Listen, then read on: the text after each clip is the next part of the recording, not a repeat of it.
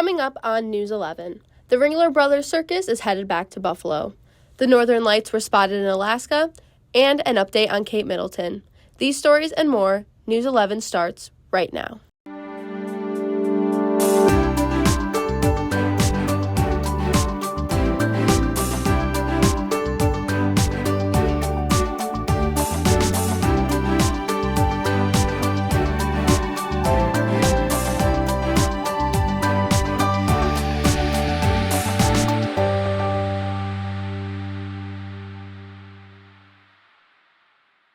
Good evening and welcome back to News 11. I'm Kellyanne Hender. And I'm Jenna Polito. Well, Jenna, we have a lot of exciting stories to cover, so let's get right into it. The Myron Art Gallery will be featuring a new exhibit soon. The new exhibit will act as a senior showcase, showing off the work of 14 graduating seniors from the Department of Visual Arts and New Media. The exhibition, titled Midnight Oil, will open with a reception on April 19th from 6 to 9 p.m. It will feature art such as sculptures, ceramics, graphic design, illustrations, and hand-bound books, a video game, and animated short films. The exhibit will be up until May 9th. Dunkirk Central School District heard the cries of the public loud and clear at last month's board meeting. Regarding nursing staff, in the middle of February, there was a resignation of a full-time school nurse. This left the only 2 health staff members between 4 schools in the district, being a registered nurse and a nurse practitioner. District Superintendent Dr. Brad Zillox announced the hiring of 2 assistant nurses, 2 substitute nurses, as well as an increase in nursing pay. Zillox expresses he plans on continuing to staff medical professionals to avoid any lack of care for students. On Tuesday afternoon, there was a fatal car crash right outside the Walmart here in Fredonia. Fredonia police responded to the 2-car incident around 2 p.m. A tractor-trailer was stopped at the light on Bennett Road headed northbound when a car with no passengers other than the driver collided into its rear end. The car slid under the truck. The driver, 42-year-old Derek Seeger, was pronounced dead at the scene. Many residents in the Lake Erie area spoke out against a proposal to place wind turbines around the border of Lake Erie. A recent rally was held in Hamburg, featuring congressmen and many members of the CATILE, Citizens Against Turbines in Lake Erie. Congressman Nick Langworthy states, quote, "They are expensive, unreliable, and would harm the lake's precious ecosystem, while having negligible impact on our energy supply," end quote. Despite their efforts, the CATILE are facing some pushback from state legislators, claiming that these goals are geared towards the state's climate leadership and Climate Community Protection Act, which aims for a cleaner and better future. Frustrated citizens are still fighting against this proposal, but Mayor Jeff Ornberg assures them that he will do whatever he can to stop the turbine from being placed. Bonnie Weber, founder of the Be the Change You Want to See, has been distributing food, water, and clothing to the homeless in the city of Jamestown. Every Friday around 1 p.m., Weber loads up her wagons, not just for individuals, but also for homeless encampments as well. Weber makes an effort to make it to the encampments, saying, quote, "I get it. Most of them, the homeless, are afraid to come out. They're afraid the police are going to make them move or take down their homes. Then what? What are they supposed to do? That's why I go to them and establish trust," end quote.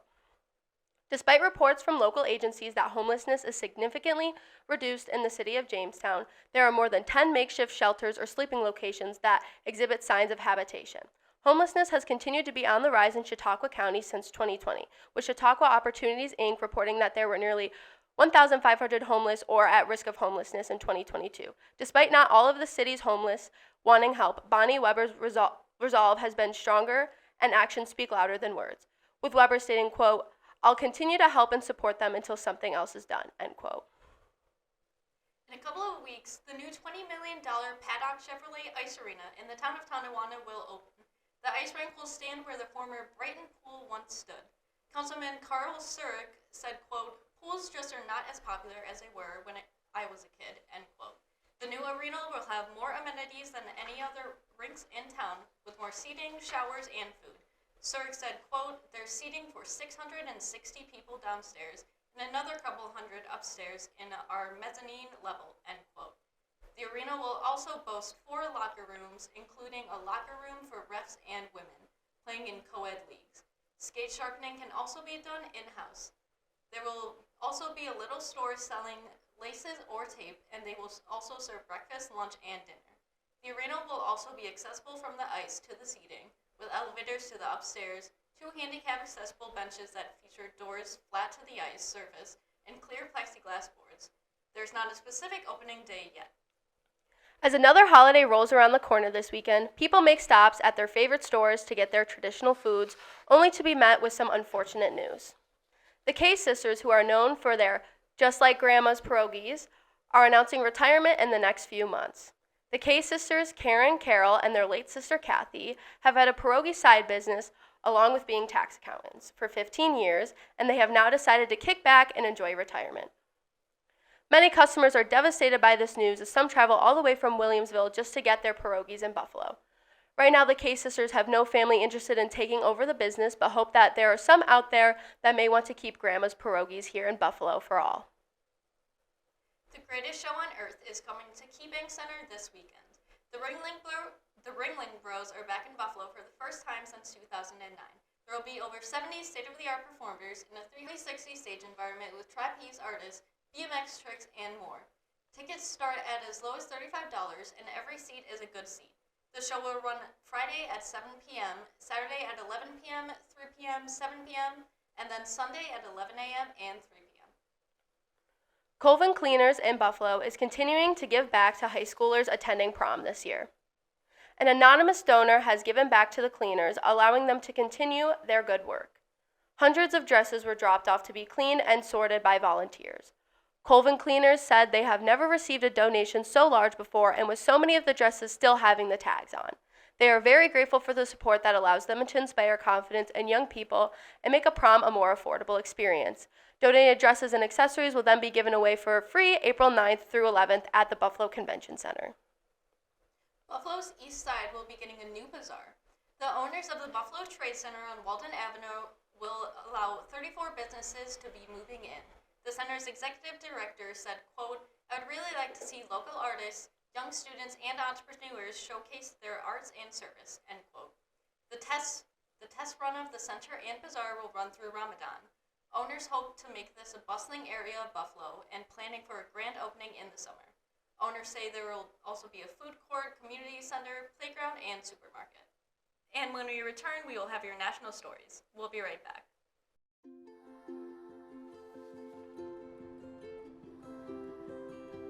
To Sofia and Gabriel, mis flores, my little flowers. Even though these old knees can't follow on your adventure to the forest today, these flowers represent my love, so you can take me with you wherever you go, near or far. These stitches and threads join us together. Me, your mother, and both of you. And wherever you see a flower, a bird, a beautiful tree, know that my love is with you as you bring our colorful stories to the world. Make the forest part of your story at a park near you. Find one at discovertheforest.org. There was an old woman who lived in a shoe. She had so many children, she didn't know what to do.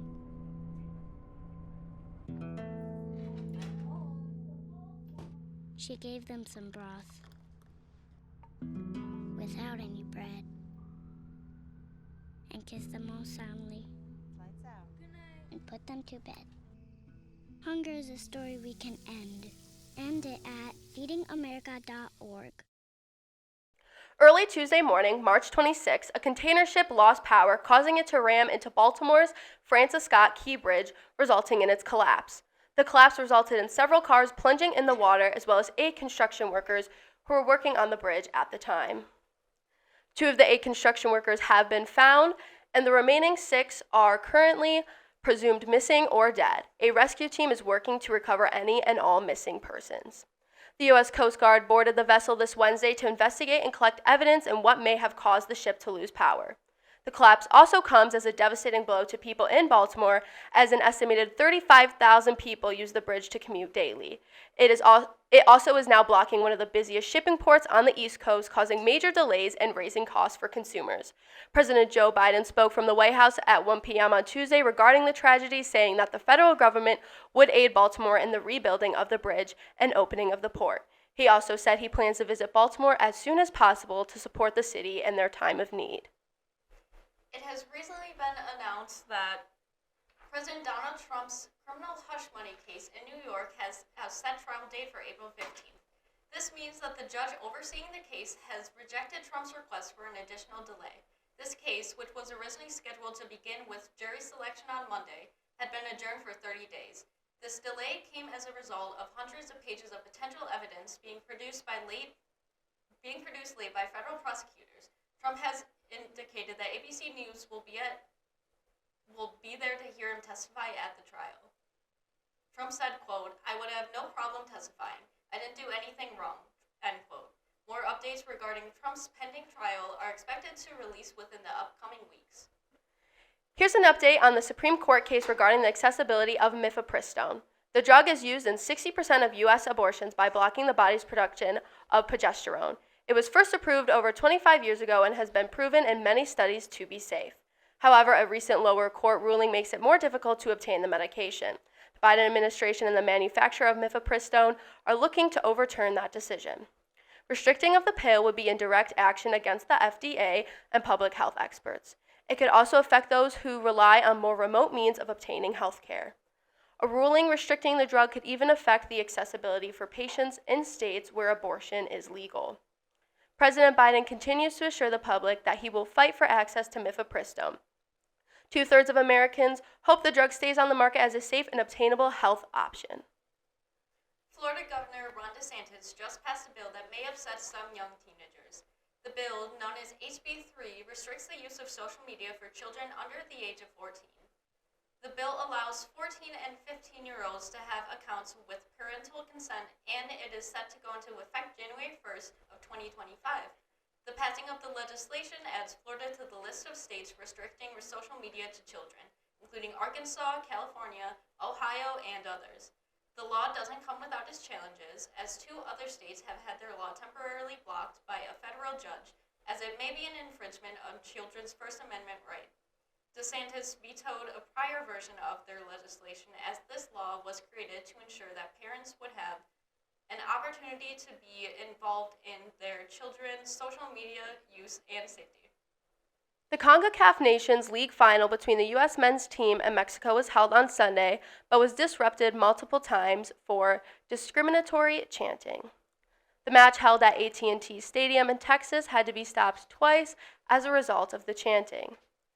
Goals from Tyler Adams and Gio Reyna secured the U.S. a 2-0 win and its 3rd consecutive trophy, but referee Drew Fischker decided to suspend the game multiple times due to homophobic chants from sections of the over 59,000-person crowd. When the U.S. already leading by 2 goals, the first stoppage happened in the 88th minute of regulation time and lasted for about 4 minutes. During this time, players were brought to center field while announcements were made to the stadium to stop. The second halt of the game happened 6 minutes into stoppage time and lasted for over a minute. CONCACAF said in a statement that, quote, CONCACAF condemns the discriminatory chanting in the final minutes of the National League final between Mexico and the United States men's national teams, end quote. The president of FIFA has even come out to condemn what happened on Sunday. This is not the first time that this has happened to the men's national teams, and FIFA has even fined the Mexican Football Federation for homophobic chants made by the team's fans before. On Friday, March 22nd, the bright and vibrant light colors of the Northern Lights were spotted in the sky in Fairbanks, Alaska. The phenomenon was recorded by photographer Vincent Ledvina. Ledvina posted the footage of the lights, captioning it, quote, "The aurora rained down last night in a bright and colorful display. What a show here in Fairbanks," end quote. According to the Alaska Travel Industry Association, the best time of the year to see the Northern Lights spans from August 21st to April 21st. Through this season, peaks in late March. This is known as the aurora season. Hopefully, more photographers will be able to capture the lively colors of the northern lights before the season is over. And when we return, Michael joins us for the first time with our sports update, and we'll have Lily for your first look at weather. We'll be right back. This one's for the real ballers and shot callers, the sisterhood of women in tech. They're discovering cures, building apps, and programming the blockchain. They're CEOs, worldwide hustlers who can make it rain. They're tearing down the old boys club and seeing big gains. 'Cause when women in tech come together, you know they make that change.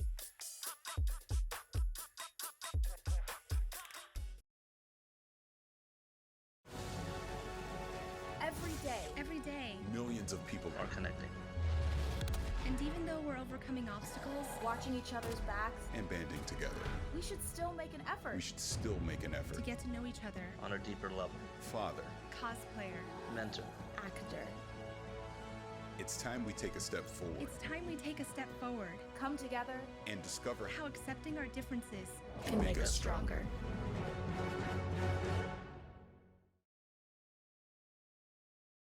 How prepared is your family if a hurricane shows up at your doorstep, or a flood, or a blizzard? You can't just turn away a natural disaster. That's why it's important to go to ready.gov/plan now. It has the tools and tips you need to make an emergency plan with your family. So if disaster comes knocking, Let's go. you'll be ready to help keep your family safe. It's just a pizza. Make a plan today.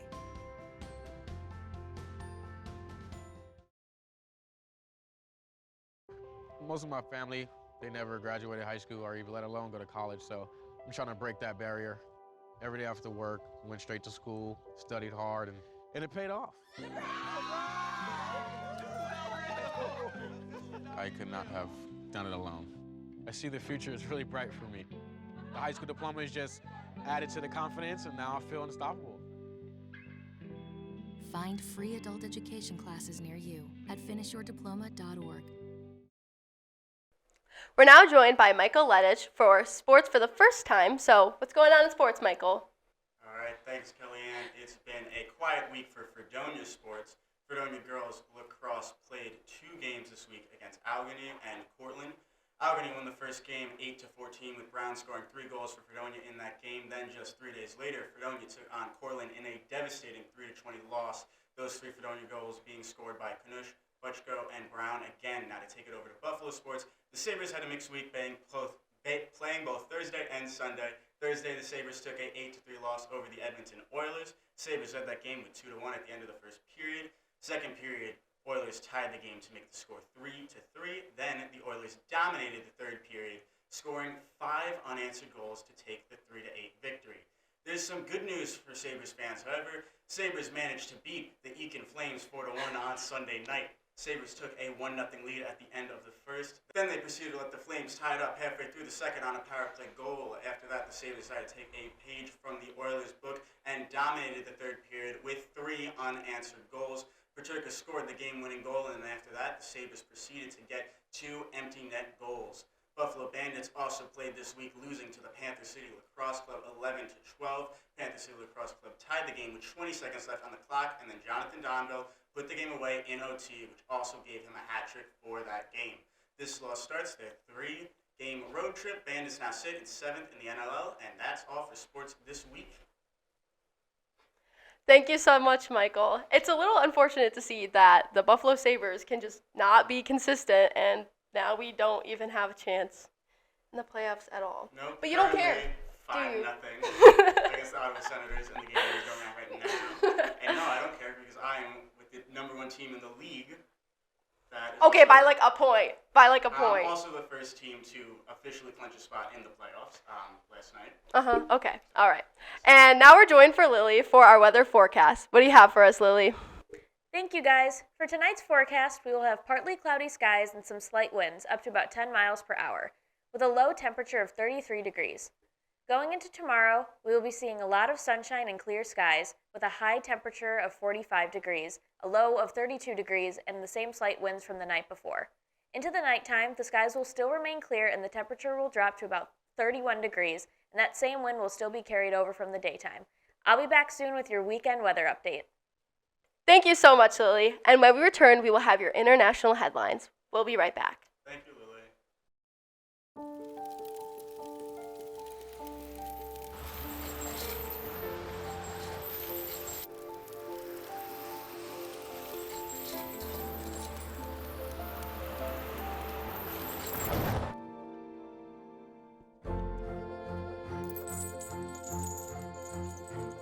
Did you know dragging chains can spark a wildfire? Only you can prevent wildfires. When I was in foster care, I never knew when I would have to move, so I always had my suitcase ready to go. Then one day, I was adopted. My new parents opened their hearts and home to me. My parents cook my favorite breakfast for me every morning. My parents take me on trips I never thought I would go on. They gave me a home and an even better reason to use that suitcase. My parents aren't perfect, but they're perfect for me. On Monday, Prime Minister of Israel Benjamin Netanyahu canceled his planned trip to Washington, D.C. Netanyahu was supposed to meet with U.S. President Joe Biden. In fact, Biden called this meeting himself last week. Netanyahu originally intended to scrap the meeting if the U.S. did not veto a United Nations Security Council resolution to call for an immediate ceasefire in Gaza. The meeting's cancellation has caused an even greater shift between Netanyahu and Biden. American officials had also planned to offer Israel alternative options for eliminating Hamas. The U.S. believes that if Israel continues its planned attack on Rafah, there will be a, quote, humanitarian catastrophe, end quote. The U.S. is still planning to offer these alternatives by having Biden's top officials meet with Israel's defense minister.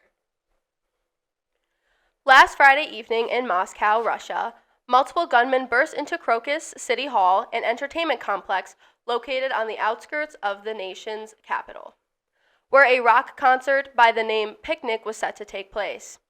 Video of the shooting revealed at least 4 gunmen opening fire in the building's foyer before entering the hall itself, and continuing. Russian authorities said the attackers then set fire to the hall using flammable liquid. Even though helicopters were helping put out the fire by dumping large amounts of water over the building, the fire still took over 10 hours to put out. The attack lasted about 20 minutes, and in that time, 137 people were killed, and at least 60 others were critically wounded. ISIS released a statement on Friday claiming the attack as their own. On March 24th, it was reported that 4 gunmen from Tajikistan had been arrested for the incident. 2 of the 4 men have pleaded guilty, but they do have signs of physical harm. It was announced Monday that Japan's Prime Minister Kishida has agreed to meet with North Korea's leader Kim Jong-un. This would be their first meeting in 20 years. There is currently no alliance or relationship between the two countries. The prospect of a meeting has brought about fear for South Korea as well as the United States, as both are in an election year. South Korea has expressed that there may be too many contentious issues between the countries for a real alliance to form. In 2002, the North Korean government admitted to abducting 13 Japanese nationals. North Korea is also very advanced and focused on weapons programs that does not align with Japan. Experts say these would be highly emotional issues to move past in one summit. It is assumed that Kishida is interested in a meeting to talk through the abduction situation, while Kim Jong-un's motives seem to be driven by getting between South Korea and the United States relations. And after the break, a look at Princess Kate, Quiet on Set, and Shohei Ohtani. We'll be right back. When you think of the local lowdown, what do you think of? Well, when I think of the local lowdown, it's the live music that we have played in the studio. It's gotta be the laughs we shared. The memorable moments during the whole thing. Oh my God, so fun. The local lowdown for me is the people behind the scenes, the amazing team that we have making the show. Oh, it's gotta be exploring all sorts of genres and music I've never heard before. Oh, easy. Going out to shows and talking to artists and getting the latest news on what they have planned for the future. It's about these artists, man. Giving them a platform to showcase what they've worked so hard on and show their music to the community. It's all about supporting the local scene of music to keep it running for years to come. And of course, the band merch. You can't forget about the merch.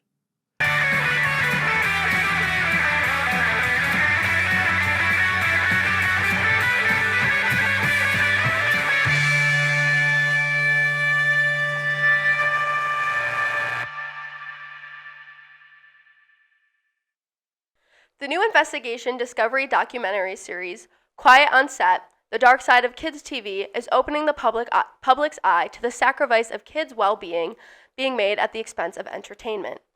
The series follows former child actors and the variety of abuses and toxic behavior on the sets of classic Nickelodeon children's TV shows.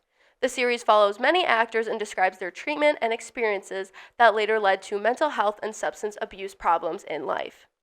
It also talks about Dan Schneider, a producer of many Nickelodeon shows, and his allegations of inappropriate behavior, including sexism and sexual harassment. The documentary series concluded with actors urging for more regulation, tougher laws, and other safeguards to keep future young actors safe from this abuse and potential trauma. The series is available for streaming on Discovery Plus and Max. A sports gambling scandal has shaken the man with the richest contract in history. Shohei Ohtani, the two-way superstar for the Los Angeles Dodgers, has fired his interpreter, Ippei Mizuhara, after accusing him of massive theft. The allegations center around $500,000 transfers. Mizuhara authorized from Ohtani's to a sports betting company run by Matthew Bower from Orange County, California. A person familiar with the situation claimed that Mizuhara has informed Ohtani that he had racked up a large debt from gambling, and Shohei agreed to bail him out. A story that Ohtani claims is false. Mizuhara has not responded to requests for comment, but had reportedly claimed that Ohtani was angry when he found out about his betting, but agreed to cover Mizuhara's debt, a story which has since been recanted. Ohtani has stated in a press conference, quote, "I never agreed to pay off the debt or make payments to the bookmaker," end quote. Furthermore, Ohtani has vehemently denied any association with Mizuhara's actions or that he has gambled himself, saying, quote, "I'm very saddened and shocked that someone who I trusted has done this. The MLB has opened its own probe into the situation, and Mizuhara and Bauer is under investigation by the IRS. It is as of yet unclear how this will affect the superstars' availability for the Dodgers, who are set to begin play on Thursday, March 28th. Last week, we reported that Kate Middleton, the Princess of Wales, had been missing from the public eye for quite some time. This week, we have an update on the situation. It has been announced that Middleton has been diagnosed with cancer. She is currently undergoing treatment through chemotherapy. It is yet to be announced which type of cancer Middleton has been diagnosed with. Right now, the Royal Palace is not releasing further information about Middleton, but her story is being closely followed in the media. And now we're going to toss it to Lily one more time tonight for the end of the weekend weather. How's that look, Lily? Thank you, Jenna. We will be kicking off the holiday weekend with sunny skies and a lot of wind, with a high temperature of 44 degrees and a low of 31 degrees. It might be a good day to bundle up and try and enjoy the sun. Winds could get up to 26 miles per hour, so it will feel pretty chilly. Friday night will be mostly clear skied with a low temperature of 31 degrees and some of that remaining wind from earlier in the day. On Saturday, there is a slight chance of showers during the day with a high of 48 degrees, a low of 33 degrees, and with that chance of rain, the skies will be partly cloudy. Saturday night might bring on a little more rain with mostly cloudy skies and a low temperature of 34 degrees. On Sunday, the skies will be sunny with a few scattered clouds and a high temperature of 46 degrees. That night, the temperature will drop to a low of 33 degrees with those same partly cloudy skies. The sunshine and pushing 50-degree weather should make a perfect day to celebrate the holiday. That's all for your weekend weather update. Thank you so much, Lily. That does it for News 11. Thank you to our behind-the-scenes crew. We'll be back next week. And as always, thank you to everyone watching at home. Have a great night.